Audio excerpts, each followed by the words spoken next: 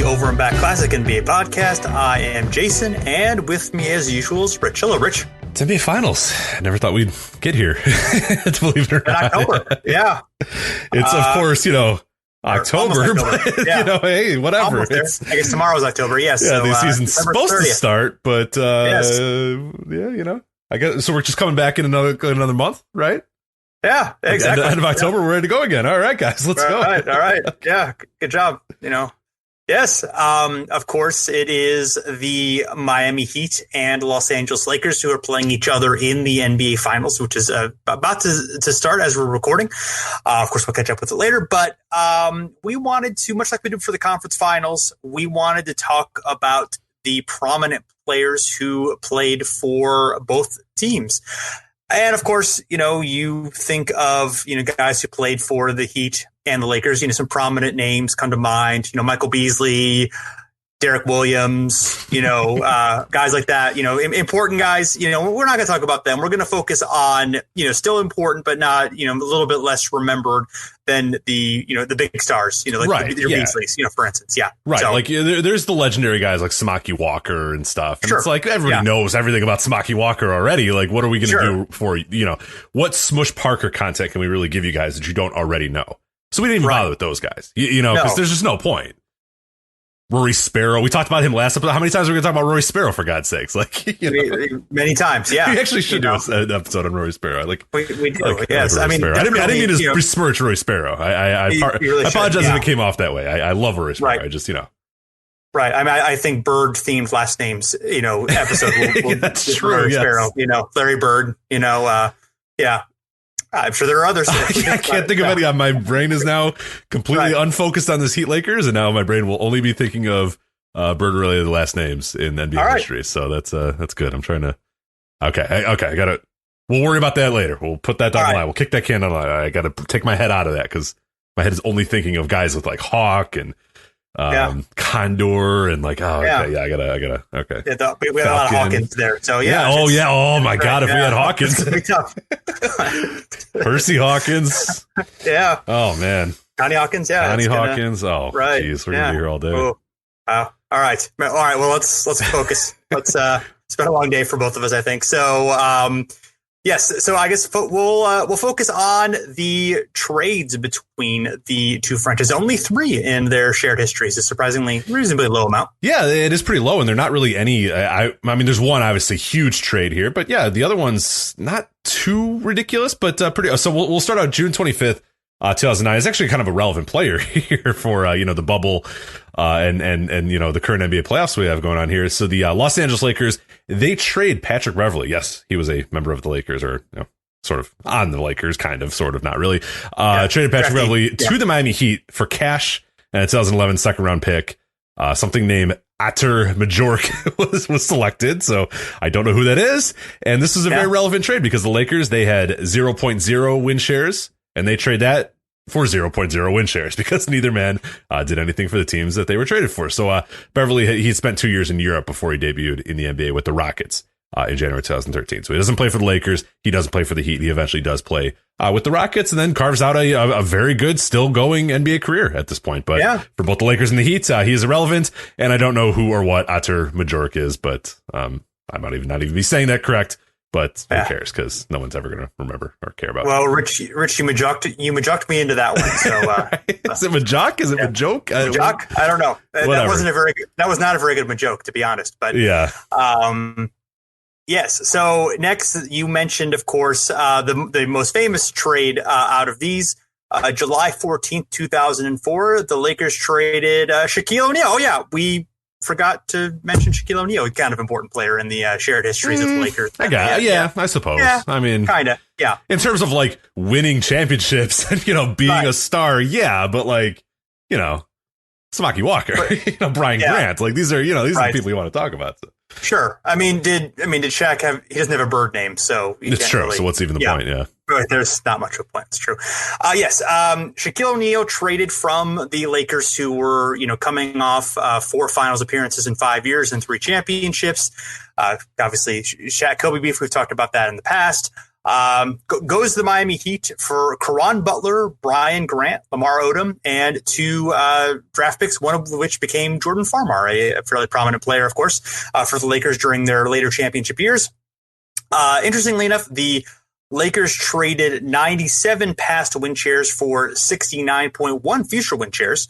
And the Heat traded 41 past win shares for 21 future win shares. So actually, in the terms of who got the more win shares, again, a flawed metric, but measures a bit. The Lakers actually got, I mean, they got a lot of years out of Lamar Odom, and Jordan Farmar got a year of Caron Butler. So obviously they got a lot of that. Of course, Miami ends up winning the championship in 2006, but Shaq falls off pretty quickly after that. Ends up getting traded in 2008. So obviously, in retrospect, if you make a trade and win a championship, you're going to say, hey, it was worth doing that trade.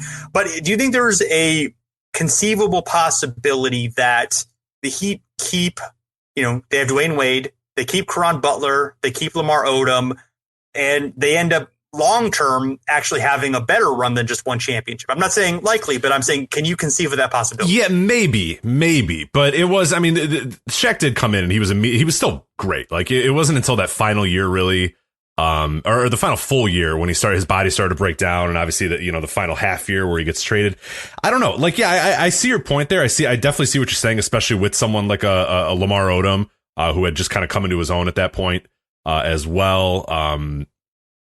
It's tough. Yeah. It's tough. Yeah. I mean, you think about the Wizards during that time, kind of had a similar setup. Obviously they had Butler, Dwayne Wade's obviously better than Gilbert Arenas. Sure. Odom, I think, is a better player overall than Antoine Jameson, kind of do different things, but Odom, I think, actually fits in a, kind of a triumvirate better than that. So it depends what they have around them, and a lot of things. Obviously, I think there's less of a chance that, he'd get really bad, end up, clearing house and, getting LeBron and Bosh later. So obviously they would rather have done that. So, I mean, history worked out in favor of them for a couple reasons here, but it's just something that sort of struck, my mind. Like, oh yeah, I could see a situation where actually keeping Butler and Odom would have been better for the Heat. But, again, you win a championship, you're going to take that deal, every time. Yeah. And we'll talk about it in a later, when we talk about someone, later down in this episode, but they're a game away from going to the, back-to-back NBA finals as well. And people do forget that 04-05 team, went to game 7 in the Eastern Conference Finals with the Pistons, ended up losing and not making the finals. And yeah, I mean, it can't be understated how important Shaq was. He immediately comes in, immediately adds, just a different dynamic to that team. He's still completely unguardable. He's still at the top of his game. Dwayne Wade emerges. Like, it's amazing how just adding Shaq to that team just put them from 42, 43, 44, like that sort of like, hey, we're like a plucky, Eastern Conference team or whatever, to immediately, 59 wins in the first season, and then, an NBA championship in the following season. So yeah, I mean, I see what you're saying. Like, long term, maybe you can stretch it out a little bit, but yeah, it's like, I think 99 out of 100 times I'd probably make that trade to, go to almost back-to-back finals and eventually winning a championship as well. So sure. Gotcha. So, I want to talk about the last trade. Yeah. Very intriguing one. Yeah. This I can't wait to talk about. We could do a whole episode on this, I think, but not Matt Geiger. He's a part of this trade, but not Matt Geiger is not the point here. June 23rd, 1988, Los Angeles Lakers trade a 1992 second round draft pick, later selected as Matt Geiger with that pick. So it's 1988 trading a 1992 second round pick to the Miami Heat, with the caveat that the Miami Heat agree not to select Kareem Abdul-Jabbar in the expansion draft. All you have to know, Lakers trade 0 win shares for 0 win shares, because obviously they're not trading anything of note. And then Miami, they trade, a promise for 8.4 future win shares for Matt Geiger. So it's fine. It's whatever. I was questioning, like, is this legal? Can you do this? And apparently it is. And they did it a bunch. Miami did this a bunch in the first expansion draft. So obviously they come into the league in 1988, and they were very smart. They basically looked and scoured over all the expansion draft. And it was a kind of a weird, in between era for the NBA as well, because salary caps were kind of rising. Player salaries were rising. The league was getting way more popular. And a lot of really good players were left unprotected by their teams.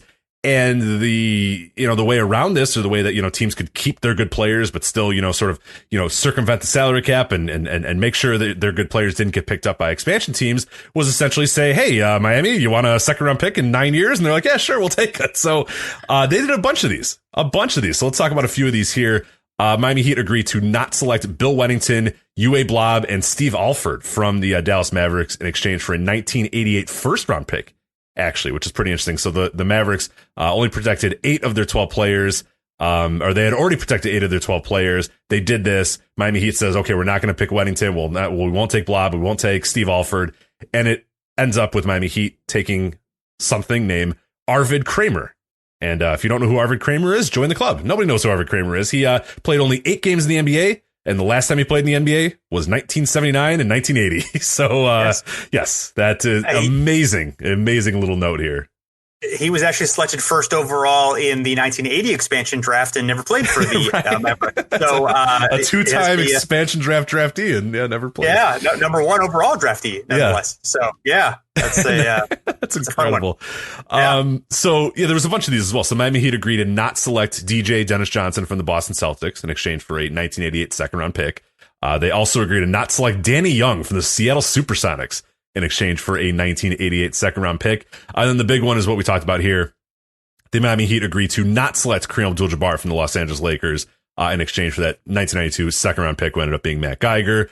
And of course, as all roads do, they all lead back to the man, the myth, the legend, a favorite of the show, Mike Smrek. So I found this New York Times article. It says, quote, the Los Angeles Lakers, Boston Celtics, and Seattle Supersonics, preferring to protect some of their younger players, joined the Mavericks in offering draft choices in exchange for ensuring that the players they were forced to leave unprotected would not be taken. One was Kareem Abdul-Jabbar, the 41-year-old Lakers center, who was signed to a $3 million contract for next year. With that maneuver, the Lakers were able to protect Mike Smrek, their backup center. So, yes. Don't have to give up Mike Smrek, thank God. And Willie will have more later on the Laker who the Heat actually selected later on toward the end of this episode. It's a little teaser there. Yeah. And so as far as like what they did in that draft, with their main pick, the Heat select Ronnie Cycli. That was the 9th overall pick. They had that one. And as far as the other picks, I mean, they got some good value out of these picks. You get later in the first round, you get Kevin Edwards drafted. Second round, Grant Long, who we talked about in a prior episode, a Heat staple for the early, Heat franchise. And then, you're talking like late second round, so you're not getting a ton of value here, but Sylvester Gray, Orlando Graham, and Nate Johnson as well, some other guys. And really, like, Miami probably would prefer to just kind of stack their team with like cheap, second round picks and stuff. Like, you're not bringing in Kareem Abdul-Jabbar. I mean, though I love the idea of them just being like, nah, we're going to take Kareem anyway. And just like, Miami, the 41-year-old Miami, 41-year-old Kareem Abdul-Jabbar, just rocking with the expansion Miami Heat is just a timeline that I kind of want to be a part of. So is that more or less washed than that photo of Ewing and Olajuwon, in the Raptors Magic? Yeah, just like, because imagine how like unmotivated he would have been. He's just like, come on, really? Like, right. I'm only barely hanging on because I'm with the Lakers and we're good and we're winning titles and it's LA, but like, dude, I'm not going to Miami. Right. I like the idea of him getting motivated. You're like, you know what? No, I do belong. Like, screw the Lakers for not protecting me. like Mike Smrek, and then like just dominates Mike Smrek in head-to-head battles. Like, no, you know what? Mike Smrek's your starting center now because I'm going to Miami, baby. I love this idea. And just some of the other players too. Danny Young and the Supersonics being like, no, don't take Danny Young from us, which is just kind of, good player, but like, I don't know if but it's these are dumb second round picks, so it's whatever. And then, the Dallas Mavericks saying, don't take Weddington, Uwe Blab, or Steve Alford. So just incredible. I could not believe this was legal, and apparently it is, I guess. I don't know if this loophole's been closed or whatnot, but you could do this at this time where you could trade picks for, agreements that you're not going to take guys in expansion drafts, which is kind of cool, actually. Yeah. So we'll dig now into the some of the key players in the shared histories of the franchise. At first, we are going to look at Lamar Odom. Played for Miami just one season in 2004, and then for the Lakers in 2005 through 2011. When I think of Odom, I think of somebody with just incredible versatility in terms of, passing, ball handling for his size, great defender, just kind of a guy who really was the glue that kind of kept those Lakers together, and was it great as a kind of could take over as a star, or could kind of fit in as a role player, just sort of a a do everything type of guy. I mean, I think kind of when he came onto the scene early on as a Clipper, he wasn't like the next big thing or anything, but he was definitely like the next intriguing thing, at least for a little while. Yeah, absolutely. No, I mean, I vividly remember I have a Slam cover with, him, Quentin Richardson, Darius Miles on there. And it's like, this is the next generation of basketball. Like, this is it. These, guys. And it was that. I mean, it was like, the other thing too is you got to remember, the body types of these guys. Lamar Odom, who's traditionally sized like a big man. Obviously he's not, as kind of strong or as built as many other big men, but like he can do it all. He can do a bunch of stuff. He can guard 1 through 5 or whatever. And then you have Darius Miles. That's the same thing too. He's like 7 foot or, 6'10" or whatever he was. And he can guard every spot too. So it was like, man, this is not only just like an intriguing young team with a bunch of like really, really young guys that can all do good stuff, but like, this might be the future of the NBA. Like, look at these guys. They're just crazy. Like, and yeah, it was just, there was a ton of hype. Like, it can't be addressed of how much hype there was. Plus, there was the added caveat of like, these guys were kind of cool too. It was like a cool and young team. So yeah, the Clippers, there was a time where they were cool. It didn't last long, but they were cool. No. Yeah, it was very, very short term. But yeah, he was drafted 4th overall by the Clippers in 1999 after he played 1 season at the University of Rhode Island. He was a National Player of the Year in high school. Finished 3rd in Rookie of the Year voting in 2000. That coming onto a Clippers team that, of course, had mostly had failure for the past 2 decades. But they gathered some young talent guys. You talked about like Maggette, Darius Miles, Quentin Richardson. Alvin Gentry was their new coach. Yeah, ended up having a year or 2 respectability. They also brought in Elton Brand. And then later kind of turned things around in the mid 2000s. Actually made the playoffs a couple times, and were a somewhat dangerous team, at least for a little while. But yeah, he was kind of part of the early transition on that. Unfortunately, when they started to get good, he missed some time. He had a couple of drug suspensions, some injury issues, and missed a lot of the last 2 years of his career for the Clippers. And then in 2004, ended up being signed as a restricted free agent by the Heat after the Clippers had matched a Heat offer for Brandt, and the Heat at that point brought in rookie Dwayne Wade, second-year player Caron Butler, we'll talk about later, and also Eddie Jones, and they had a surprising playoff run. Ended up making the second round. Odom averaged 17.1 points per game and 9.7 rebounds per game in 80 games that year, so kind of had a bounce-back season. However, as we talked about earlier, with Shaq on the market, Caron Butler and Brian Grant ended up being shipped to the Lakers. Yeah, and this I remember being a when people talk about this deal and yeah, it's like it came to Miami and they just like, well, it's stupid not to try to get Shaquille O'Neal for it. But I do remember definitely at the time a lot of conversation about Lamar Odom and like, oh man, like this guy is you're trading a guy who really kind of came into his own in Miami. Maybe got away from whatever was going on in Los Angeles, and it was whatever got on with the Clippers, I should say. It's not necessarily Los Angeles, more the dysfunctional Clippers or whatever. And then you saw what this guy could do, and you see how important he was to the Heat. And like you kind of asked me at the beginning of the show, there was a lot of questions of like, well, how much does Shaq really have left, and is it worth trading someone like Lamar Odom? Like what is Lamar Odom capable of? What can he really be? And yeah, is it worth trading that just to have, maybe a year or two of Shaq? And yeah, for Miami, clearly it was, but no, you could absolutely make the case. And I do remember the arguments at the time being like, they might regret this one because this is a top tier guy. And there's no doubt that he was really the centerpiece of that deal. And as we found out, it's a pretty damn good deal for the Heat or for the Heat and the Lakers as well. Both franchises, I think, get a lot of value out of that trade. Good, a little bit of a tough start for Odom, particularly for the Lakers, and of course now centered with Kobe Bryant on offense. They, he had a pretty good season: 15.2 points per game, 10.2 rebounds per game. Missed some time with a shoulder injury, but the team had a lot of turmoil. New coach Tomjanovich left at midseason, and the team really slumped down the stretch. I think Kobe missed most of the last quarter of the season as well. They finished with only 34 wins and a league worst defensive rating. It was the first time they missed the playoffs in several seasons. I think only the 5th time they missed the playoffs in franchise history up to that point. So next year, Phil Jackson comes back as coach. And Odom at this period, the next 2-3 season, kind of seen as an enigma. Sometimes can come in and dominate and be really good. Sometimes seen as sort of drifting out of games. The Lakers, improved, but still fell to the Suns 2 years in a row in the playoffs before they were able to acquire Pau Gasol in 2008 and reach the finals.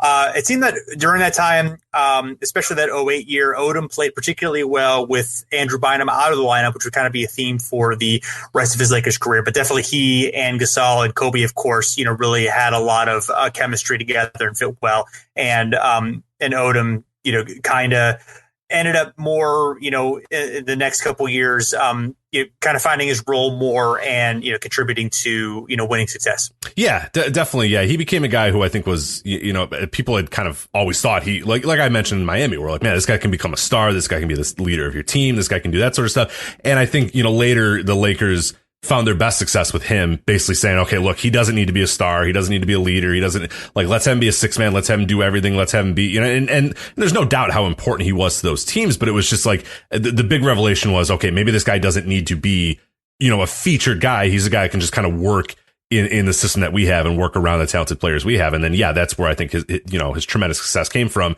And especially bringing Gasol in there, because now the load was off of him and it was like, all right, look, we have Kobe, we have Gasol. To a lesser extent, we have Andrew Bynum. You can just kind of come out here and be the six man and do whatever you need to do. And that's where, their best team success came and his best success came as well. So. Yeah. And he ends up taking a six-man role in 2009, helps the Lakers win back-to-back championships despite some reluctance to take that role. And to celebrate the first title, Wrigley, the company, made a replica of the Larry O'Brien championship trophy out of candy. And Odom's name was featured on the base of the account, on the base of that trophy, on account of his fondness for candy. So, of course, known as the Candyman. And in 2009, he also married Khloe Kardashian after 1 month of dating and became involved in the reality tabloid circus of that as well. Became famous to a whole new group of a whole new audience. So it was really that's not a word I know well, but I know that he had a tremendous amount of popularity and fame, and unfortunately infamy later on due to that. For better and for worse. Yeah, for mostly for worse. But exactly. So they won back-to-back championships, of course, 2009, 2010, 2011. Then he wins the six-man year of the award as one of his best seasons, really his last really strong season of his career at age 31.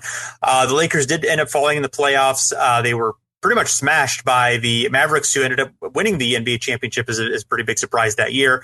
Then had a really difficult offseason that year that included a murder of his cousin, and he was also a passenger in a fatal accident, plus everything going on with the NBA lockout. And then was involved in what ended up being a vetoed trade by the Lakers for Chris Paul, in which Odom would have been sent out. After that, he was angered by being involved in that and asked to be traded to a contender, and ended up going to Dallas. And things really spiraled out from there for him as a player. Basically, the team listed him as inactive after he had a clash with Mark Cuban near the end of the season.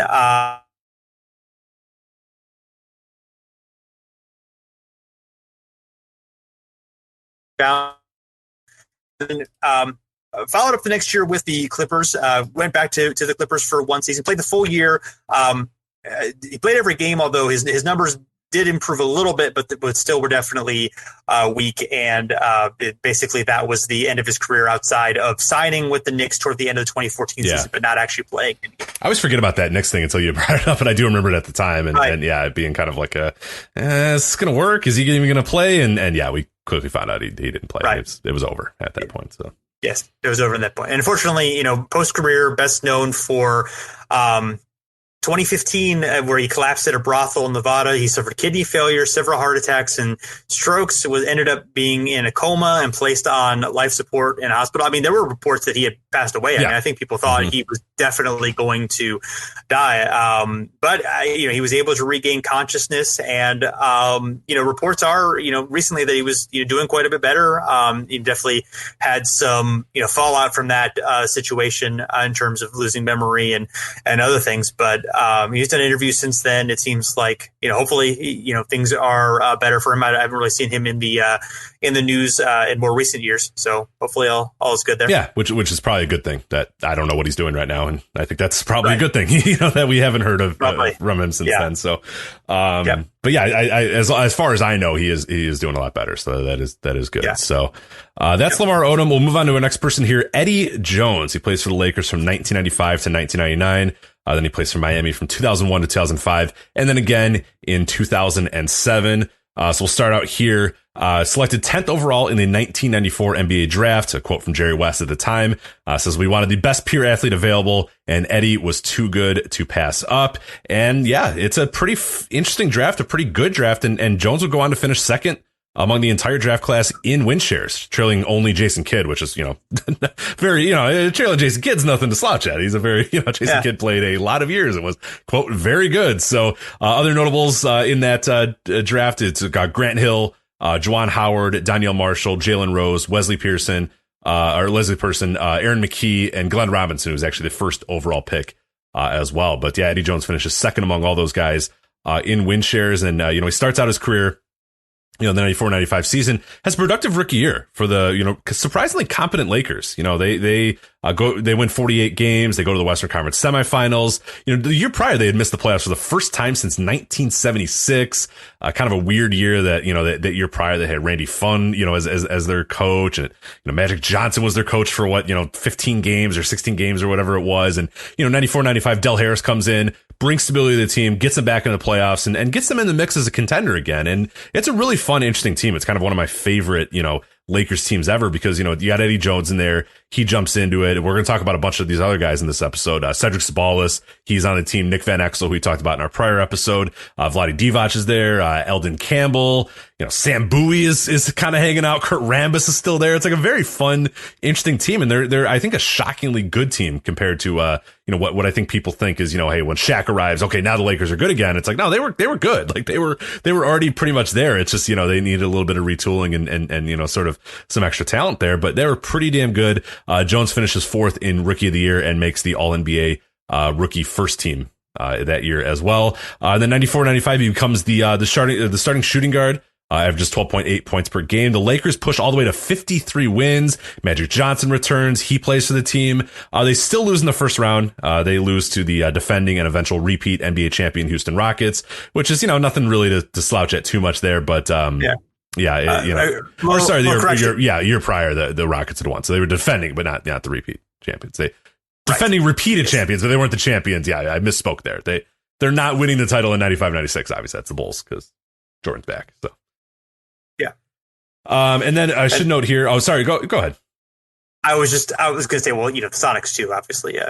Finally advanced past the first round after George Karl finally stopped choking for once to make it to the finals where they could get destroyed by the Bulls. So, all right, 1996 offseason. After this year, Jones switches from the number 25 that he had previously worn to the maybe more familiar to most viewers as Eddie Jones is number 6 because the Lakers retired 25 for Gail Goodrich that year. So they told him, hey, pick a new number because Gail's got this number put it up in the rafters there. So it's not the only change in the 1996 offseason for Jones and the Lakers because the big thing happens here where very related to Lamar Odom. Like, this is kind of a central point of all these things is that they decide, hey, let's bring in Shaquille O'Neal. So they acquire Shaquille O'Neal. They move out incumbent center Vlade Divac. They don't need him anymore. And they say, let's take a chance on this high school kid, Kobe Bryant. Let's see what happens. Well, it ends up being pretty good. So you might initially think, oh man, that's it for Eddie Jones. He's done. But actually 96, 97, his role increases. He becomes the team's second leading scorer at 17.2 points per game. He finishes top 5 in the league for steals per game. He'd also make his first All-Star game that year as well. The Lakers will jump up to 56 wins before they lose to the Utah Jazz in the Western Conference semifinals. 97-98, business as usual for Jones and the Lakers. Jones once again makes the All-Star game. He finishes on the NBA All-Defense second team. Lakers win 60 games for the first time since 1990. And Jones is pretty good as well. He averages 16.9 points per game on the season. But again, the Lakers cannot get over the hump. They lose to the Utah Jazz in the conference finals again. And then that's kind of the last big time year for Eddie Jones as Kobe Bryant starting to emerge and the Lakers are deciding that maybe they're going to change things up a little bit. We get to 98-99, lockout shortened season here. Big change though, as Jones 20 games into the season is traded to the Charlotte Hornets along with Eldon Campbell, and they're traded for Glen Rice, J.R. Reed, and B.J. Armstrong. I found an article here from an LA TV station that says it's a very difficult thing to trade such good players, and especially so when they're such quality people. That's a Jerry West quote. He says, but in Glen Rice, we feel like we've acquired the best shooter in the NBA and also one of the league's best players. We feel this takes us one step closer to our ultimate goal of having an NBA championship team. There was a lot of trades that happened as well. Del Harris and well, just trades and stuff going on as well. Del Harris is fired. He's launched. Almost 25% of the roster is moved as well. But, we don't really care about the Lakers anymore. We care about Eddie Jones. We're talking about Eddie Jones here. He remains consistent in Charlotte's team, doesn't make the playoffs, but he becomes a really good player, becomes is a star on his own team in 99, 2000. He averages a career high 20.1 points per game, 4.2 assists per game. But it's not enough to get Charlotte to a contending status. And they're really just never like that good of a team with Eddie Jones as their top guy. And in 2000, 2001, he comes home to his hometown team, signs with the Miami Heat. It's technically a sign and trade because they send Eddie Jones and Anthony Mason to Miami for Jamal Mashburn and PJ Brown. So again, another kind of big trade here with, talented guys moving and talented guys moving from team to team here. And everything's set up for this Heat team to be really, really good. You have Alonzo Mourning, you have Anthony Mason, you have Eddie Jones. Things look pretty good. But everyone's kind of shocked by the sudden departure of Alonzo Mourning, who's diagnosed with a rare kidney disorder. Just before the season, so he's out. He doesn't play. And then Jones is still very good. He leads the Heat in scoring, 17.4 points per game. The Heat win 50 games. They go to the playoffs, but they're swept pretty early. But I mean, I know you remember this as well. I mean, that Heat team, there were high expectations for that team, before Alonzo Mourning's issues, and really felt like this was going to be a really good team. And they were a good team for years prior as well. And now they're adding even more talent there in Eddie Jones and Anthony Mason. Yeah, and obviously 2000, it's a huge free agency class. That's that's Grant Hill and Tracy McGrady. Tim Duncan almost moves. I mean, that's a really big situation. And Mourning was coming off of I think he was like second or third MVP the previous year. Oh yeah, he was amazing. Yeah. Yeah. So, they were absolutely primed to have a big run. So, and obviously, they win 50 games, but they actually lost to Jones's former team with the Hornets. Well, so Anthony Mason. Yeah. So, interesting swap there. But, definitely this was, that was a team that really had, some fun expectations there. And this is going to be, I don't want to say the last, 2001, 2002 is probably the last great Eddie Jones year because he leads Miami in scoring again, 18.3 points per game. Unfortunately, at this point, the Heat missed the playoffs and they kind of begin to rework the roster as well. And Jones stays around for a few more years, it's semi-insignificant years. 2004, 2005 is our next big thing that we're going to talk about here. A few uneven years in Miami and the team makes a huge splash. A little bit of a deja vu again as center Brian Grant is traded to Los Angeles for Shaquille O'Neal. We talked about the deal a little bit earlier there. Team also, they have established, second year player, Dwayne Wade as their lead guard. And Eddie Jones, who goes, Shaq again. Hi. Hello, Shaquille. How are you? And hopefully we're going to win some titles with you and me together. And it's like, yeah, maybe. Well, we're going to win some titles, but I don't know if you're going to be there, buddy, just like in LA. It's like, yeah, sure, Eddie. Yeah, no, we're going to win titles for sure. So Jones scoring, he dips, becomes a more solid role player, outside shooting threat. The Heat win 59 games, as we mentioned, but end up losing to Detroit in the Eastern Conference Finals. And then when it's like, all right, well, next year we'll go get him, buddy. And it's like, yeah, all right. No, that's not going to happen because 2005 offseason, Jones has moved to Memphis for James Posey and Jason Williams. And it's actually a ridiculous 5-team, 13-player trade. We talked about it a lot in our last episode as well. Just an ungodly large trade. A lot of names get moved around. Jones plays solidly for Memphis first year, but his production really falls off a cliff in 2006, 2007. He averages only 5.6 points per game. Eventually in January 2007, he's waived. He rejoins the Miami Heat, fresh off their NBA championships, goes, all right, look, you guys won without me last year, but I'm here. I want this ring. I'm going to help you guys out.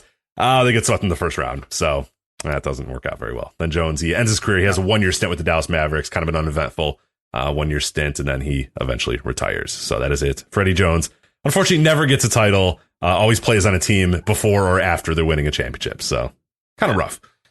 I never would have guessed that he had a career 37% 3-point. Well, and I did want to make a note of that because, like, in that trade when they trade Glen Rice, it's like Jerry West being like, "Oh man, we finally have a good 3-point shooter," and it's like he was like top 5 in the league when they traded him in 3-point shooting, and I'm like, Eddie Jones though, like you have that already, right? And Eddie Jones is a really, really good defender too. It's like, it's so weird. And obviously in hindsight, they end up winning a title with Glen Rice, but we're going to talk about Glen Rice in a little bit. Like, it doesn't go very well in LA. And you're like, man, you really should have just kept Eddie Jones and see what happens there. But, maybe it wasn't Jones that was the difference maker there. But yeah, he's like a really good 3-point shooter, and they can't wait to get rid of him so they could bring in a 3-point shooter in Glen Rice. And yeah, Glen Rice is better, but it's not like you're trading like a guy who doesn't shoot threes or can't shoot threes at all. So it's pretty, it's a very bizarre trade that the Lakers made. And obviously, it obviously worked because they won a title with Glen Rice, but still, just pretty weird. Yeah, I think some of it was financially motivated as well, because I think they had to cut contracts because of the lockout, and because they were way over the cap as well. I think that was part of the motivation. Sure. But obviously, I think they were retooling around Kobe and Shaq, and it worked out pretty well. So I would say, I'd say the Kobe Shaq duo ended up working out pretty well for Los Angeles. So. Maybe, it's maybe a little bit of a hot take, but we'll go ahead. we'll go with it. Yeah, drop some hot take in the middle of this episode. Let people react. See what they think. All right, fair. So yes, next we have Caron Butler, also involved with the Shaquille O'Neal trade, as we talked about. Played for Miami for 2 seasons, 03 and 04 seasons, and then Lakers just for 1 season. Drafted 10th overall in the 2002 draft by the Heat out of UConn.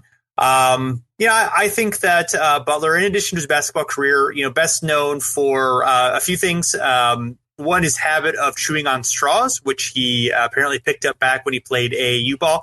Apparently, his straws of choice are from McDonald's. I found this on Wikipedia. I see no reason to argue it. I think McDonald's straws, from what I remember, fairly solid straws. So yeah, they're decent straws. Yeah. I'm a straw chewer as well. Like, I don't play basketball chewing on a straw like he did, but I enjoy a good, when I'm done with the drink at a fast food establishment, I'll chew on the straw until I get yelled at by my wife. So it usually lasts about 10 minutes, and then she goes, "Oh my God, stop!" And then okay.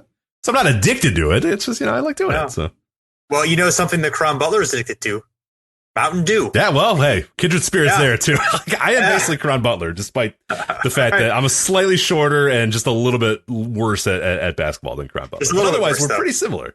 Yeah, I can see that. Yeah, both Midwesterners, it makes sense, He's a Kenosha guy, right? A Racine. Real close. Yeah, all right. Yeah. I've been to Racine before, so yeah. There you go. We're one and the same. 2 peas in a pod.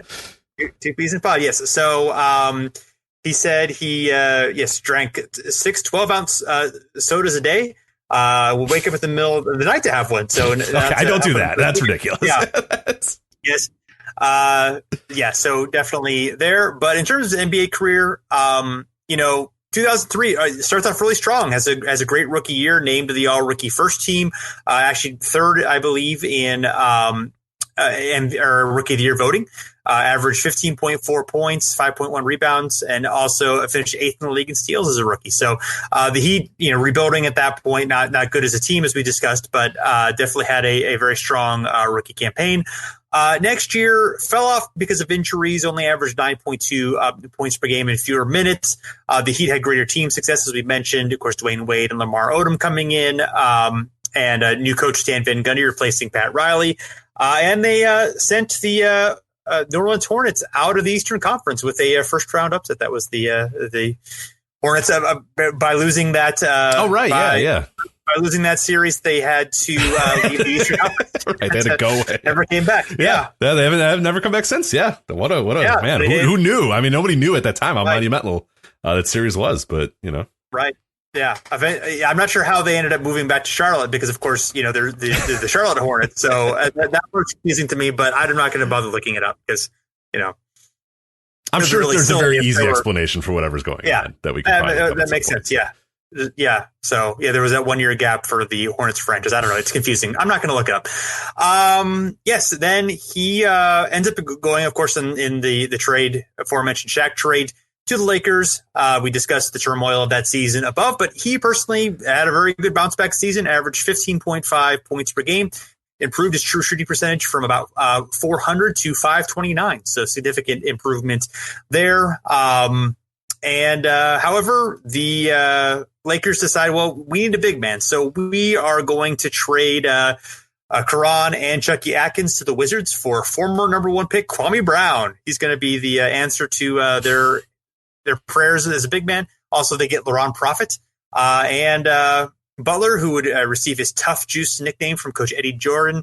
blossom into an all-star, and the Wizards had basically their first sustained success in about 25 years with the triumvirate again of Butler, Gilbert Arenas, and Anton Jameson, as we discussed before. And, that lasts up until about the 2010 season.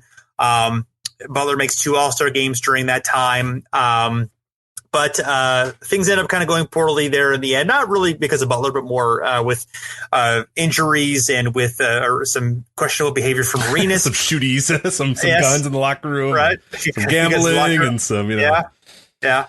Gun motions, and just a lot of stuff relating to guns became an issue. So. Right. Yes. So So Butler in February 2010 ends up being traded to the Dallas Mavericks along with Brendan Haywood and Deshaun Stevenson for Josh Howard, Drew Gooden, James Singleton, and Quentin Ross. And you would not have thought that would have been a particularly important trade, but ends up helping boost the Mavericks into their 2011 franchise win. Stevenson and Haywood are pretty important players there. Butler ended up winning a ring with the Mavericks, but unfortunately for him, missed most of the season with the second half of the season with injury. I don't think anybody would have ever expected Brendan Haywood and Deshaun Stevenson to be like the key part of that deal to really put him over the hump, but it absolutely was. Caron Butler, I always forget he's on that team. It's kind of like Peja Stojakovic, where I forget that he's on that team. And the big reason why Caron Butler is because, Peja was playing, but Caron was kind of there. He's kind of played, he played a few games here and there and wasn't very important. But Haywood was really important.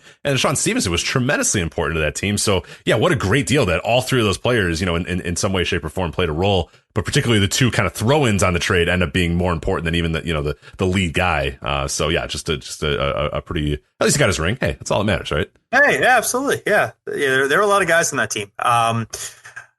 Then kind of bounces around the league after that. That's one way to put it. He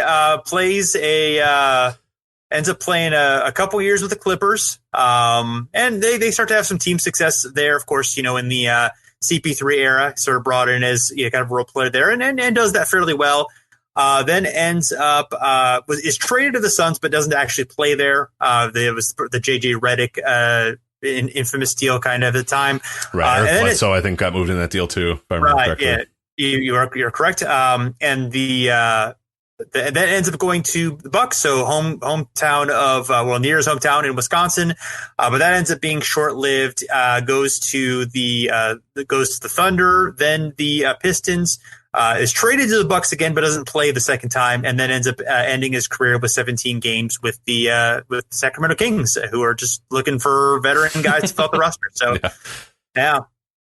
and that's about it. I didn't really get a chance to look at whether he wrote a book about his life after his career. I've not read that book. I haven't either. Yeah, I didn't know that. I didn't know that was a thing. I'll have to check that out. I'm very interested in this Mountain Dew addiction that I actually want to, because I'm a big fan of anytime Mountain Dew makes a new flavor. I'm not addicted to Mountain Dew anymore because I'm an adult now, so I don't drink it very often because it's disgusting and sweet and stuff. But I am addicted to when Mountain Dew has a new flavor that they'll bring out a Christmas flavor or a Halloween flavor or different. I have to buy them. I have to find them, and it's a hunt where I have to find these things and buy them and drink them. And I don't enjoy drinking them really anymore. It's sort of just something I have to do. But I want to talk to Caron Butler about that possibly. So I might let's see if we can get him on the show. It's possible. I might hit up at Real Tough Juice and see what he's got going on. So see if he wants to have some of this. I got one of the Halloween Mountain Dews in the fridge right now. So.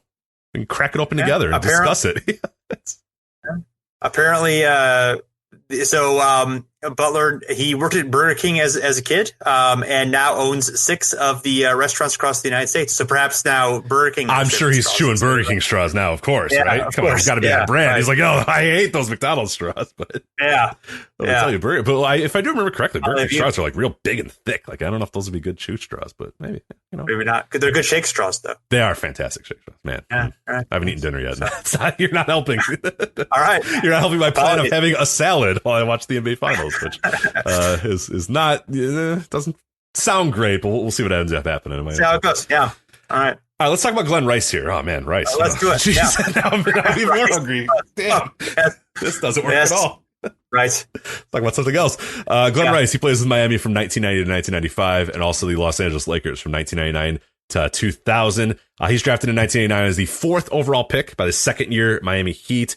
At that point, he starts 60 games his rookie year, averages 13.6 points per game on a Miami Heat team kind of, quote, led by Sherman Douglas and Ronnie Cycli. They aren't really led by anybody because they lose a lot.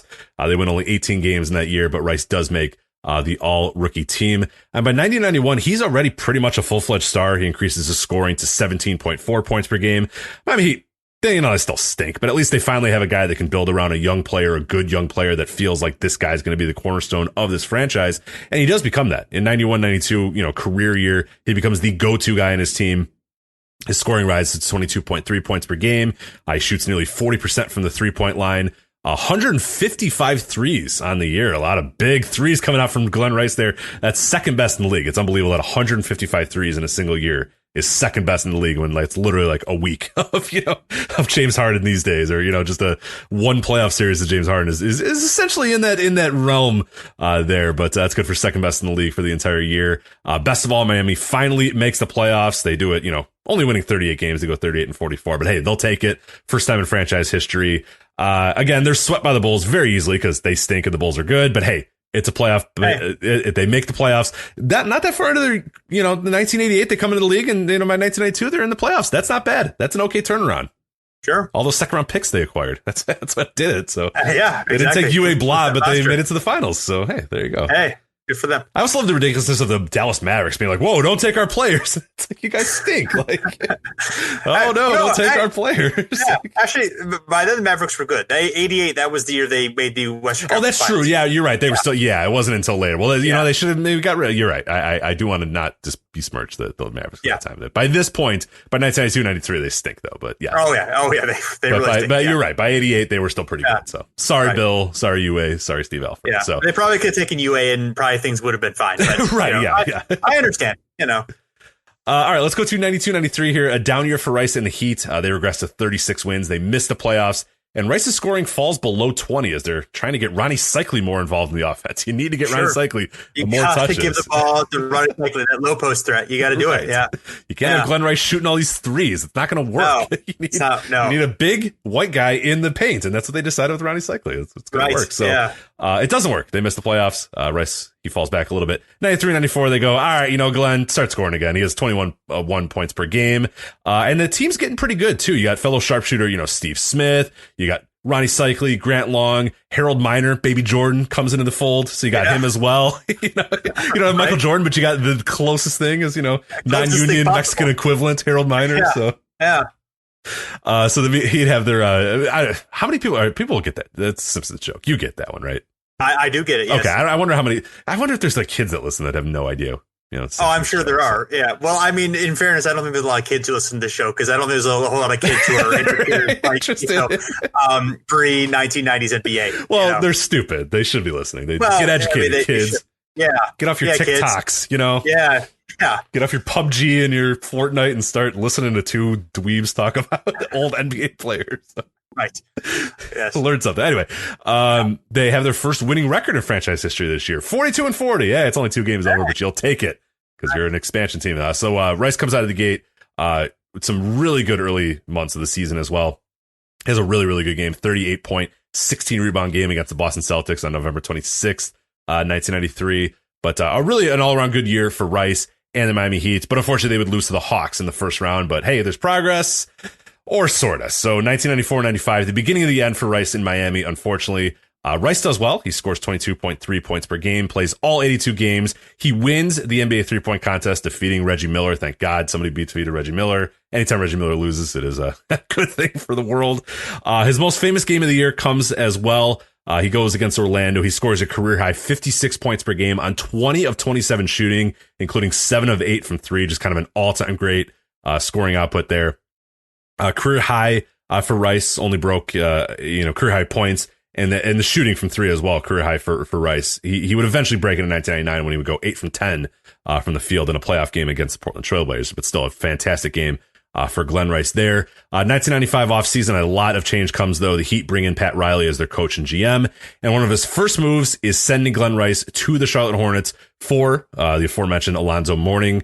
Rice plays great for the Hornets. He makes the All-Star team in each of his 3 years there, including a career-high 26.8 points per game in 1997. He'd also lead the NBA in three-point shooting in 96-97 with a crazy 47% from three, even though he shot 5.6 threes per game. So it's not like this guy's only shooting 2 or 3, shots a game and hitting half of them. Right. 5.6, threes a game and shooting 47% from the field is really good. He really should have taken like a lot more threes. Like that would have maybe been a better idea, but hey, it worked out anyway. He wins All-Star Game MVP at 96-97 as well. But quick question. Oh yeah, go ahead. Are you surprised, as you allude to here, that the only All-Star appearances that Glen Rice made in his career were with the Hornets? He never made the All-Star team with the Heat. Yeah, I don't know why. Like, there's a lot of really good years he has with the Heat, and it doesn't happen. And yeah, scoring, jumps up a bit with the Hornets. But yeah, you would have thought with the Heat, yeah, he would have been. I mean, he did kind of emerge as like the star of that team, but like, he was a big deal in Miami as well. But yeah, it is very strange. Yeah. Yes. So sorry to interrupt, but it's no, you're absolutely right. It is kind of weird that he immediately goes to the Hornets. It's like, hey, this guy's an all-star. It's like, oh, okay, like he's been pretty good before. So and he's a really good player at this time. But again, in 98-99, he is traded. He's once again on the move. This time, familiar names. He is sent to Los Angeles for Eddie Jones and Eldon Campbell, as we mentioned, and he would fit in perfectly with the Lakers as kind of the slick shooting third wheel of the Lakers' big three with Shaq and Kobe. The Spurs sweep the Lakers in the 99 playoffs, but the building blocks are there. And in 99-2000, it all comes together. Phil Jackson is brought in to coach the team, and they're off to the races. Rice starts 80 games. He averages 15.9 points per game. The Lakers win 67 games. They go to the NBA championship. Rice shoots 41% from three in the playoffs, fills in wherever he's needed. When Kobe's, has an injury, Rice can fill in perfectly as the number 2 guy. Shaq's incredible. You can't really stop him. It's just a perfect fit for everybody. In the NBA Finals, Rice averages 11.5 points per game. And chips in 16 points in the series clinching game against Indiana. So you're thinking, man, this is good. We're good to go. Glen Rice, big three, Lakers. Things are not so rosy. There are issues all year with Rice, Jackson, and Lakers GM Jerry West. First off, Rice did not want the Lakers to exercise his player option for that year. He had a $7 million player option. He wanted to become a free agent, get as much money as he could on the open market. They exercise his player option, and things pretty much never get back on track there. There's an LA Times article about this as well. I'll just quote here. It says, though he remained publicly neutral about his status with the Lakers and has earned praise for his focused mindset as trade rumors percolate, Glen Rice has given his teammates and Lakers executives little doubts. If he is not traded this season, the 32-year-old forward has no intention of returning to the Lakers once his contract expires in June, according to several team and league sources. This is a quote from Rice. This is a situation. What I've been doing this far is, hey, whatever happens, happens. I haven't reached a decision on that. I haven't really been thinking about that. I haven't told them that. I'm fitting in. We're winning. We're having a good time. I'm just going out there and doing what I can do for the team. The Lakers as well have no intention of giving Rice anywhere near the $14 million a season maximum deal that he and agent David Falk have suggested he's worth. In the past, Rice has also said that he would prefer to play closer to his home in Miami. So Glen Rice is on the move again, and we got ourselves a big old trade here. Are you ready for this one? Oh, I am ready. Okay. He does not go to Miami. Instead, Glen Rice goes to the New York Knicks. So it's a 4-team trade, September 20th, 2000. Glen Rice is traded by the Los Angeles Lakers with Travis Knight and a 2001 first-round pick. Jamal Tinsley eventually is the one pick there, to the New York Knicks. The New York Knicks trade Chris Dudley and a 2001 first-round pick, Jason Collins, to the Phoenix Suns. And this is, of course, this trade you mentioned a little bit earlier. The New York Knicks trade Patrick Ewing to the Seattle Supersonics. The Phoenix Suns trade Luke Longley to the New York Knicks. And the Seattle Supersonics trade Emmanuel Davis, Greg Foster, Horace Grant, and Chuck Person to the Los Angeles Lakers. Oh, there's another one here. The Seattle Supersonics traded Lorenzo Burrell. There were so many of these trades. Why were they all the rage this time? Why was it every trade was like, hey, can we get 7 teams involved in this and 47 players? Yeah, sure. Let's do this. Like, good Lord, just go for it. Yeah. God, I mean, I love talking about them, but God, like, why did these things have to happen so much? Lazaro Burrell, Vernon Maxwell, Vladimir Stepani, and a 2001 second round pick, somebody you have never heard of, and another person you haven't heard of, and eventually Kareem Rush as well. So those a bunch of picks go to the New York Knicks in exchange for Patrick Ewing, because the Supersonics need some Patrick Ewing, so they give up some first round picks and some players as well. And it's really the last gasp, unfortunately, for Rice's career, which stinks, because like we're talking about a guy who was a 3-time All-Star in Charlotte, a really good player in Miami, a guy that fits in as a perfect role player in Los Angeles. He thinks he's getting big time money. He wants to be a free agent, and this is pretty much it. He plays well in the Knicks, 12 points per game, but really the age and the injuries start to pile up. He'd go and spend 2 more years on the Rockets after the Knicks. Never really find a role on the pretty talented team with, obviously Steve Francis and, Cuttino Mobley and eventually Yao Ming and all those guys. But he never really kind of emerges. He plays one final season with the Los Angeles Clippers, which I could not believe actually existed until I looked it up. And his final game, ironically enough, February 18th, 2004, against the Los Angeles Lakers. So that's Glen Rice. And of course, the famous story that I think everybody or most people might remember from, Glen Rice, or I guess maybe you remember many, many years ago. I don't know if I remember this story in a long time until I saw it again, that he had apparently a relationship, an affair with former Vice President hopeful Sarah Palin back in 1987. So he said it happened. I forget if she ever did. I forget whatever happened, but who cares? Yeah. So, I'm just glad we don't have to talk about Sarah Palin anymore. Now we've moved on to, bigger and better things with American politics. Definitely. It's like, remember when it was like, man, this vice president candidate, she doesn't sound very smart. I'm not sure I like this. And that was like our biggest thing of like, geez, I don't know if she's fit to be the vice president. And it's like, oh God, little did we know what was coming ahead. So yes, we'd be hoping and praying for someone like that. Not really hoping and praying, but Speaking of presidents, Brian Grant, who has not ever been or probably will not become president. Who knows? Dude, if you would have told me, you don't know that. You don't know that Brian Grant can't become president. Yeah, I know. Anything could happen. I'm not trying to say that he can't become president, but yeah, he has not been president as far as I know. It's as of this recording, he has not. No, as of this recording, the moment that we're recording, he has not become. Yeah, I mean, my grasp of U.S. history, it maybe not be the best, but I do not recall him being a former president, but he grew up in Southeast Ohio, and he is known as the general for having the same hometown as Ulysses S. Grant. So fantastic. Yeah, one of Ohio's presidents. I was going to say one of Ohio's great presidents, but yeah, we have a lot of presidents from Ohio, but not really any of the good ones. So unfortunately, so. Brian Grant. Who are the Ohio presidents? Hold on a minute. Let's see. Okay, let's see. There's. Do you know off the top of your head? Does this go out like in school? Do you have to learn all these guys? There's 8. Let's see. There's McKinley. There's Taft. There's Harding. Oh boy.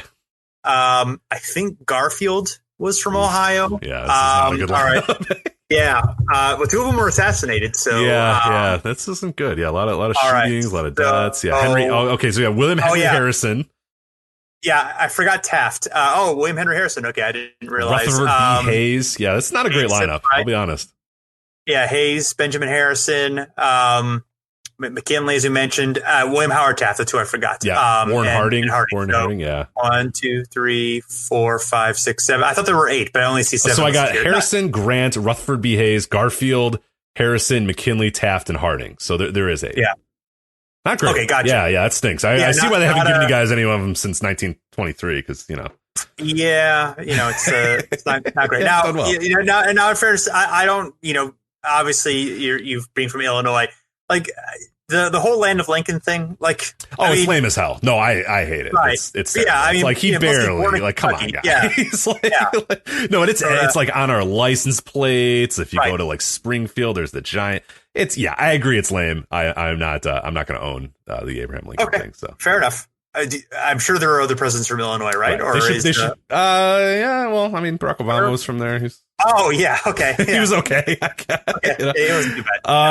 I think that's it, man. Oh, Ronald Reagan, I guess, is technically from Illinois as well. Oh, that's right. Okay. Dixon, Illinois, but yeah. All right. Yeah. Anyway, moving on. Brian Grant, who is much more fun to talk about. Yes, let's talk about Brian Grant. It's much better than U.S. politics, for sure. Yeah, it is. Drafted 8th overall by the Sacramento Kings in the 1994 draft. Finished on the all-rookie first team. Actually got 1 vote for Rookie of the Year. That was the Jason Kidd. Come on, that's a bad and Grant Hill. Well, I mean, the Kings beat writers got to vote for his guy, I guess. I like Brian Grant. That's a terrible pick, though. Come on. What are you doing? Well, come on, it's Rookie of the Year. Who cares? I guess honestly, yeah. I guess clearly me, Jason. Clearly me. I guess I didn't really think about it. But if whoever voted for Brian Grant hadn't voted for Brian Grant, we probably wouldn't have had a shared Rookie of the Year. I'm guessing they would have probably voted for either Kidd or Grant. So Grant Hill, not Brian Grant. A little confusing. Anyway, yes. So in 1996, he helped lead the Kings to their first playoff appearance since 1986, which was their first year in Sacramento. So over a decade, they had a playoffless streak, 39-43. They had an expected win-loss of 33-49, so they overachieved. Gary St. John getting the max out of that team. That's incredible. Yeah. Oh yeah, absolutely. So we got Mitch Richmond, obviously Rich Richmond, very good player. We've got Tyus Edney. We got Brian Grant, great, Brian Grant, energy guy, great rebounder, good defender, valuable player, not big numbers, but but good guy. We got Walt Williams, we got Olden Polynius. We got Billy Owens. We got Michael Smith. We've got Sarunas Marcellonis. We got Tyrone Corbin. We got Lionel Simmons. What was Lionel Simmons' nickname? He's got a great nickname. I'm blanking. Ooh, I don't know if I know off the top of my head. He's the L Train. That's right. Oh, hell yeah. That's a great name. Yeah. Bobby Hurley. Yeah, I remember Bobby Hurley on those teams. Yeah. Dwayne Coswell, Kevin Gamble, Corliss Williamson, Byron Houston, and Clint McDaniel. So illustrious crew there. The 96 Sacramento Kings. So fun times there. Yeah, the only playoff team between, I believe, between 86 and 99 before the glory years. So, yeah. So if you take out, those four, if you take out like or we're going to have to dig in here.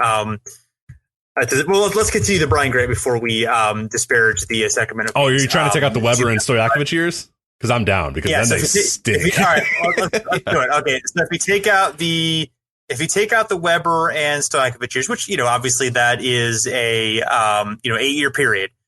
But if you don't include that, they made the playoffs twice in 25 years or so. Yeah. So, yeah. As the actual Sacramento Kings, you got 1986, 1996, and that's how things have gone since then. So, yeah, it's all their 50-win seasons of franchise all came in like a 4-year stretch, and they haven't even come remotely close since then.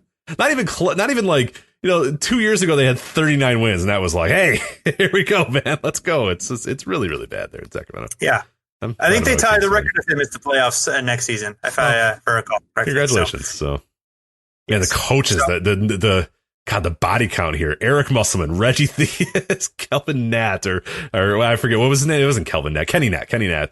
Paul Westphal, Keith Smart, Michael Malone, Ty Corbin, George Karl, Dave Yeager, Luke Walton. Oh, man. Yeah. What a body count there. Jeez. Yeah. 1 year of Eddie Jordan. I forgot about the. Oh, yeah, of course. Jordan. Yeah. Anyway, so back to Brian Grant. We keep getting distracted. Like I said, it's been a day. He left the Kings, had an injury-plagued 97 season, signed a pretty big contract with the Blazers, where he was a starter in his first 2 seasons, but took a bench role once they signed Scottie Pippen. Ended up being used as a key defensive specialist in the playoffs against Karl Malone and Kevin Garnett in the series that the Blazers won.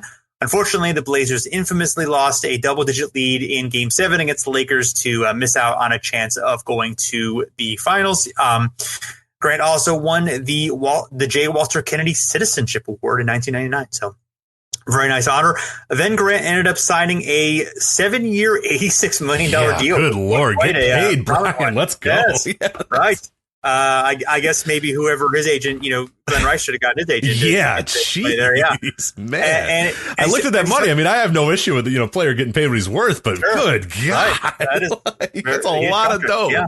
That's a lot of dough for Brian Grant when you already have Alonzo Mourning. But right, yeah. Well, those 7-year contracts, that was back, during the time before they went down to just 5-year maxes. That those were. I mean, the amount obviously was a lot, but the length on those was definitely for sure. It is a remarkable thing to see now. Yeah. But as you mentioned, this was a big, free agent class. They got Mourning, they got Eddie Jones and Anthony Mason. But Mourning's injury or kidney disease, Grant actually steps in, plays pretty well at center. He's kind of an undersized center, especially for the time, but, averages 15.2 points per game, 8.6 rebounds per game for a 50-win team. The Heat kind of fall off on the next 2 seasons before embarking on a rebuilding campaign. They get Dwayne Wade. We've already kind of talked about that with the other guys. And then that 1 year with the Lakers, not really doesn't do much, kind of falls off.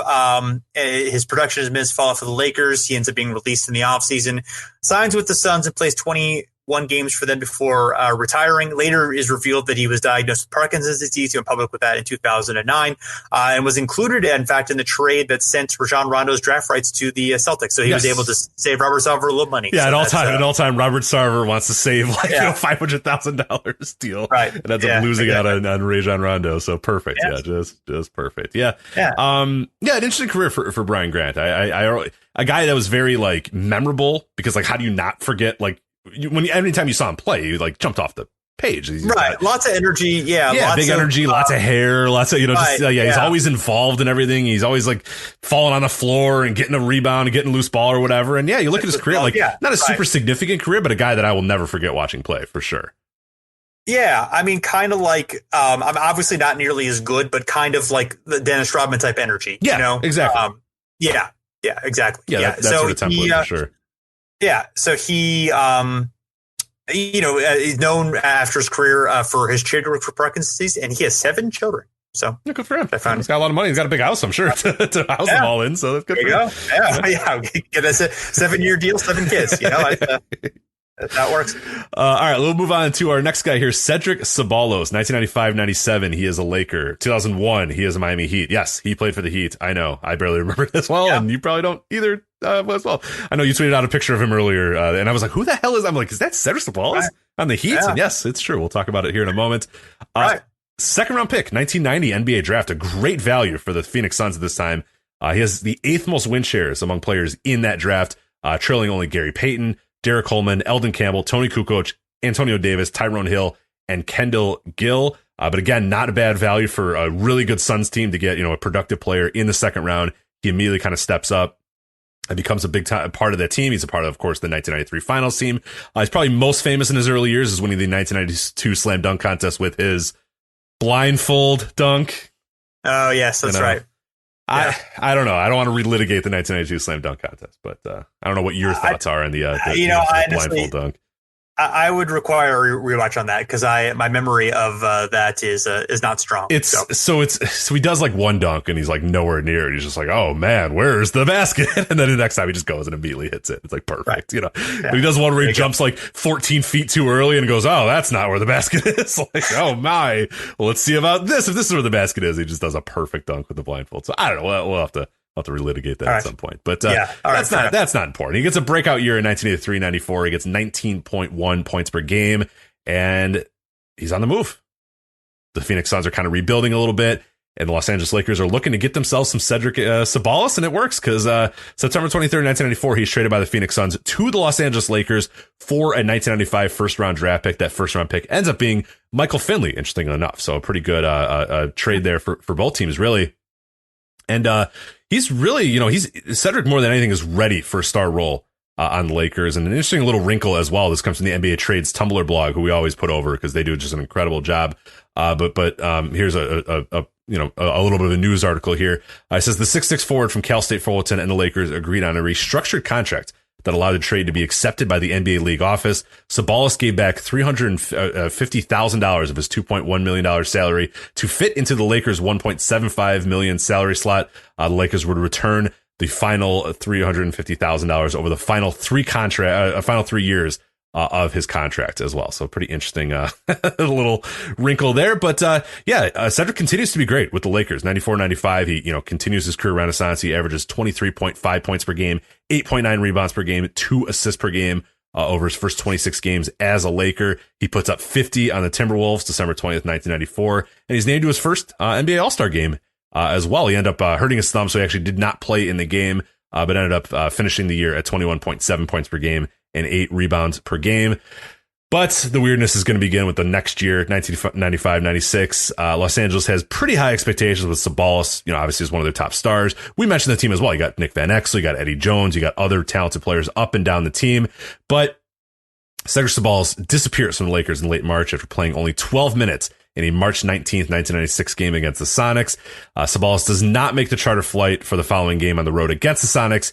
He does not return several calls from team officials for 4 entire days. He ends up missing 2 games This forces the Lakers to suspend him indefinitely and fine him for every missed game. In total, he only, loses, $57,000 of fines.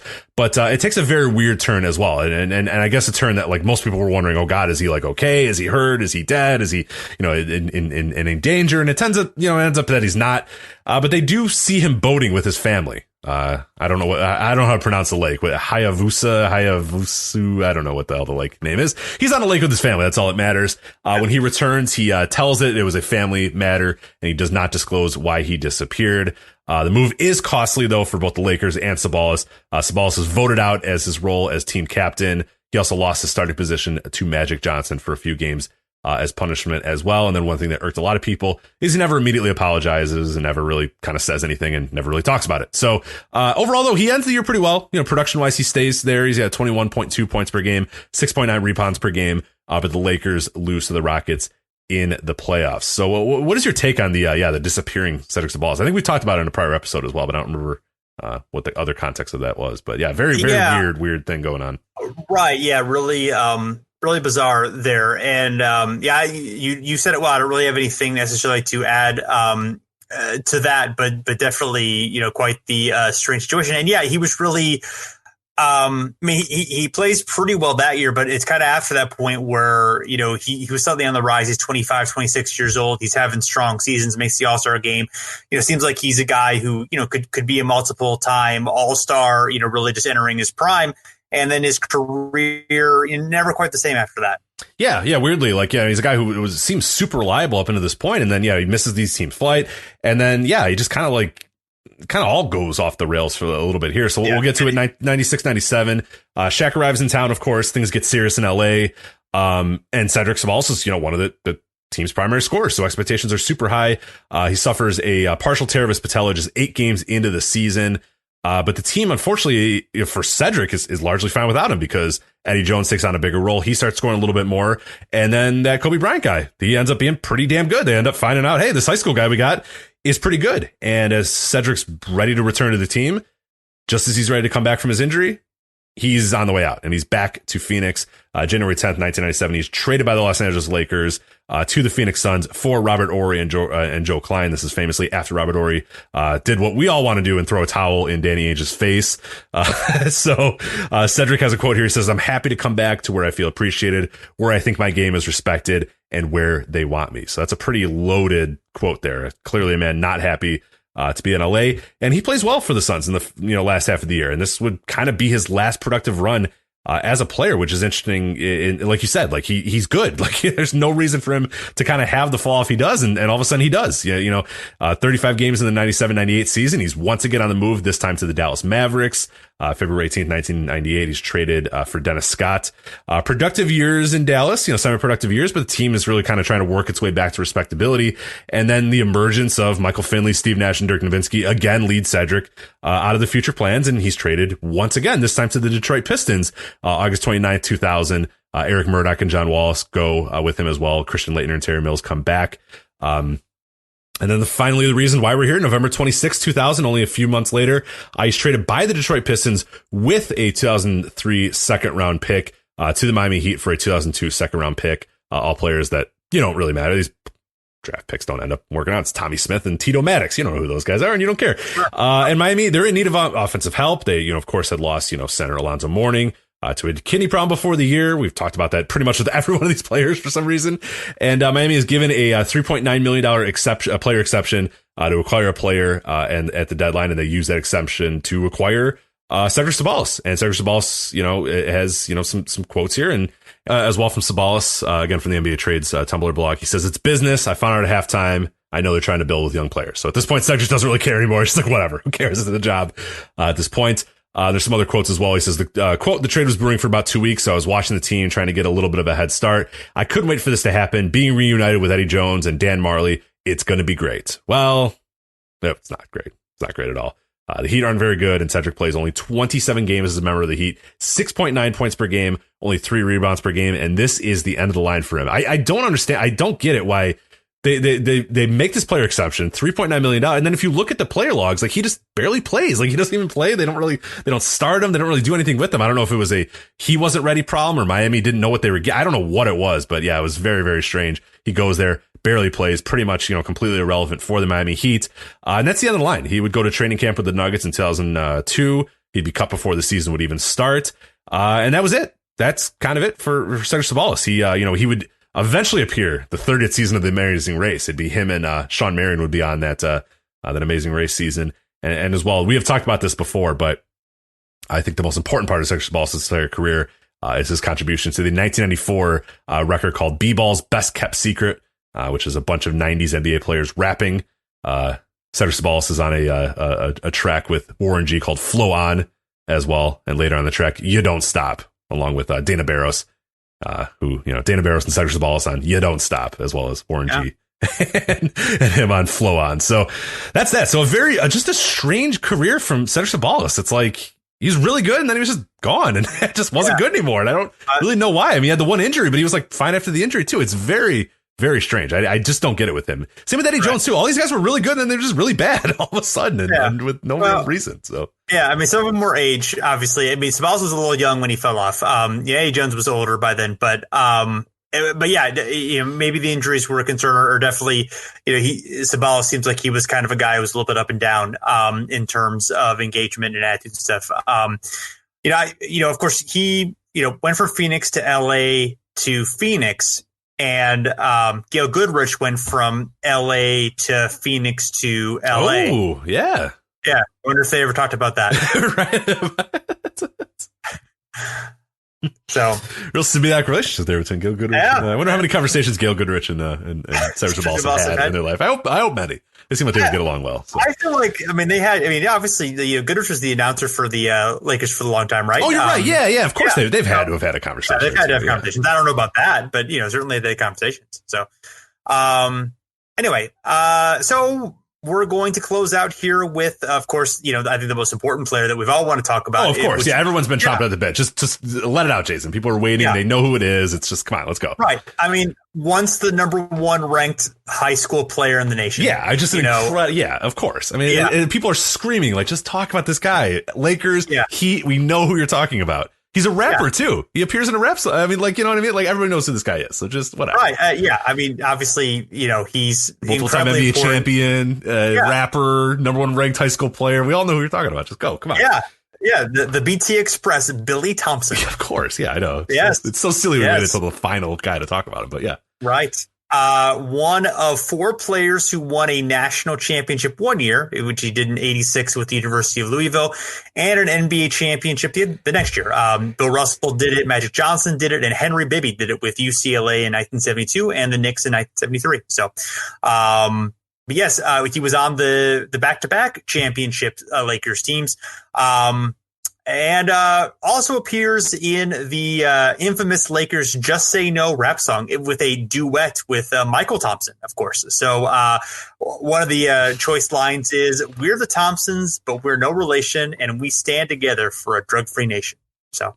All right, I can't hate it. It's fine. He's not wrong there. Their names are both Thompson, and presumably they both stand for a drug-free nation. So, and apparently they're not related. I mean, if they were lying to us about their relation, that would be But then what are they relying? Do they stand for a drug-free nation? There's right. It means you can't trust the first thing. Yeah, that's exactly. So a lot of questions there. Yes. So as I alluded to at the beginning of the show, this was the teaser. So he was the first player actually chosen by the Heat in the expansion draft. Instead of choosing Kareem Abdul-Jabbar, they actually chose Billy Thompson. There actually was speculation early on, before the draft, that the Lakers would protect Thompson, but they ended up protecting Tony Campbell again, as you said. Mike Smrek was also protected there. So the Heat, as we talked about, were able to get a second rounder for that draft. Thompson also appeared in the 1990 slam dunk contest, where he finished 7th of 8 in that contest. Recently watched it. It's not yet. He's bad. He's bad. That's wrong. Yeah. More recently, in his life, post career, he became a pastor. He became a born again Christian during his time with the. I've seen mixed things. Either during his time with his Lakers or perhaps during college, but he says that decision helped him end his drug use. And he served, or I believe may currently, but has for many years served as the team chaplain for the Miami Heat. So he's a prominent pastor in the Miami area as well. So that's good. Good to hear. Yeah, good to hear. Someone can, and yeah, I'm not sure. I couldn't find either if he still was. But yeah, pretty recently he was still a passer, at least I think 2018 or something like that. Yeah. So hopefully maybe he is, and maybe he's in the bubble, helping him, win the finals here. So there you go. Who knows? So other prominent Heat Lakers, some we've mentioned here, but LeBron James, Shaquille O'Neal, Rory Sparrow, again, bird themed here, Brian Shaw, John Sally, Danny Shays, AC Green. Completely forgot that AC Green played. Yeah, for the Heat. I would have never remembered him playing for the Heat, but yeah, go AC Green. So Jim Jackson, one of the 50 teams that he played. What team did Jim Jackson not play for at some point? So. Yeah, there you go. AC Green actually ended his career with the Heat. So anyway, Samaki Walker, of course, the famous Samaki Walker, Jason Capono, Gary Payton. Capono, yeah, Gary Payton, of course, Smush Parker, Michael Beasley, Ronnie Churioff, Luol Deng, Shannon Brown, Josh McRoberts, Deion Waiters, of course, currently playing. Played for both teams this year. Actually. For this year alone, Lakers, gonna get a ring no matter what. What a great. He's just like, dude, I don't care. Whatever. Right. Wayne Ellington and Derek Williams, who played 2 games for the Lakers in 2018. Well, yeah, of course. So, no, you don't have to tell anybody that. We all know that. We all remember Derek Williams 2 games for the Lakers in 2018. Of course, that's actually the end of his career. He has not played since in the NBA. So he's like an all-time draft miss for me. I remember seeing the guy in college and tapes and something like, dude, this guy's gonna be the greatest player in the NBA, and he wasn't very good. He was fine. He ended up carving out a pretty good career though, based I think off people being like, all right, Derek, I'm sure you're gonna be good. You have to be good, right? And he's like, I'm all right. Well, I mean, he carved a career. I don't know if I would say, he's had a lot of teams though. He definitely played for teams. I will agree with you there. Teams did acquire his rights, and I mean mostly Sacramento and New York, but still, if those 2 teams, if anybody can evaluate talent, it's definitely the Sacramento Kings and the New York Knicks. Sure. So. Yeah, he played both. He played 25 games for both the Heat and the Cavs in 2017. Was he part of the Dwayne Wade deal? Was he involved in that? It would make sense, but I don't know. Or no, they just released, or I think they just traded. Wade for like a 2nd round pick or something. I don't think there was actually like a real trade for that. So anyway, not important. Yes. So that is all that we have, I believe. That's it. So we preview the NBA Finals. This is pretty fun to do. Yeah, go back and look at these guys, and like again, we talked about with our last episode, like. You don't really need us to go and tell you about Shaq and LeBron or whatever. So hopefully you learn something about, Glen Rice and Billy Thompson and Eddie Jones and those sort of guys that we could talk about. But I'm really excited about these NBA Finals. I think it's, when we talked about weird NBA seasons, we talked about very weird teams, making huge upsets and huge runs, to the finals. And Miami is that. And if they actually can get it done and actually win the title, it'd be, I think one of the bigger, quote unquote, kind of upsets in NBA history, even though it's obviously such a weird season. With the bubble, but still, being able to complete it would be really cool. And if they don't complete it, they got LeBron James who wins the title in LA, which is pretty cool as well. And the Lakers can tie. I think they would tie the Boston Celtics. I think in all time titles. I think if you count the Minnesota years, which I do. If you don't, I don't think it counts the NBL titles, but either way, it's close. And I think, in terms of just purely NBA since 1950 titles, I believe you're correct. Yeah. So that'd be cool too. So there's, we win either way and everybody has a good time and nobody gets hurt. That's all we need. Yeah. We don't want anybody to get hurt. Any predictions for the finals? Well, I won't say, but I put a substantial amount of money on the Miami Heat to win. Hopefully them, but by substantial, I mean $30. So that's not really substantial. Well, substantial, but for me, that's substantial. I don't gamble very often. So I hope they win. I don't know. I kind of think the Lakers might, but I got to ride and die with my bet. So let's go Miami in 7.